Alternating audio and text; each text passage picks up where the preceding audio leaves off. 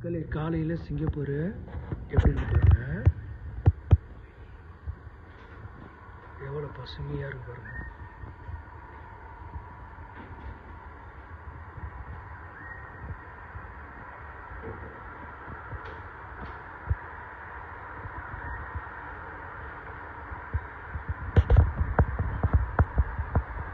இப்போ நான் பார்க்குறது கோனி ஐலாண்ட் சொல்கிறது. வெறும் சவுக்கு மரமாக இருக்கும் பாருங்க.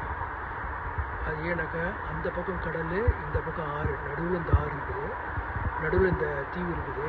அதனால் இதை கோனி ஐலாண்ட் சொல்கிறது. இதை ஃபுல்லாக சவுக்கு மரத்தாலேயே நிறைஞ்சிருக்கும். கம்ப்ளீட் சவுக்கு மரம்.